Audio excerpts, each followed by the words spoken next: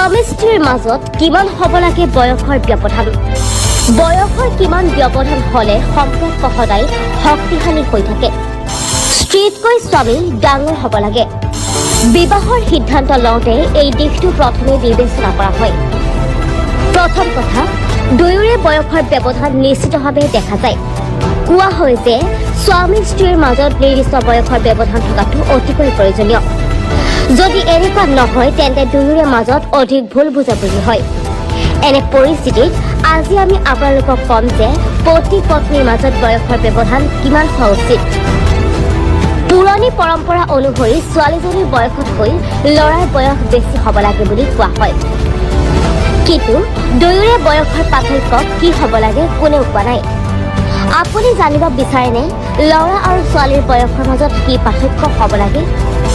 স্বামী স্ত্ৰীৰ মাজৰ বয়সৰ ব্যৱধান 5 পৰা 7 বছৰ হ'ব লাগে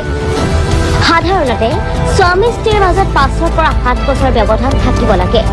ইয়াৰ ওপৰতো বহুত গৱেষণা কৰা হৈছে এক গৱেষণাত কোৱা হৈছে যে বিভিন্ন বয়সৰ ল'ৰা ছোৱালীৰ চিন্তাধাৰাত বহুত পাৰ্থক্য আছে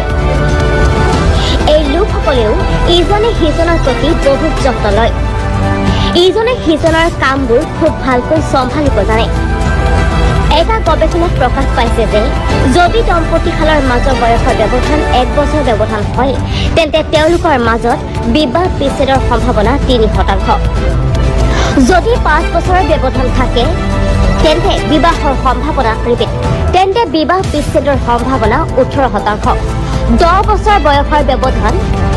39% আৰু 20 বছৰ বয়সৰ ব্যৱধান 95%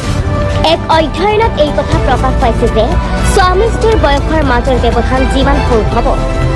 দুয়োৰে মাজত সহযোগিতাও সিমানেই ভাল হ'ব এওঁলোকৰ মাজত বিবাহ বিচ্ছেদৰ পৰিসৰ খুব কম হ'ব বৈজ্ঞানিক দৃষ্টিকোণৰ পৰা চালে স্বামীৰ বাবে পতি পত্নীৰ সম্পৰ্কত ডাঙৰ হোৱাটো প্ৰয়োজনীয় কাৰণ ল'ৰাটো তেতিয়াহে পৰিপক্ক হ'ব যেতিয়া তেওঁ ছোৱালীজনীৰ সকলো দায়িত্ব বুজিব পাৰিব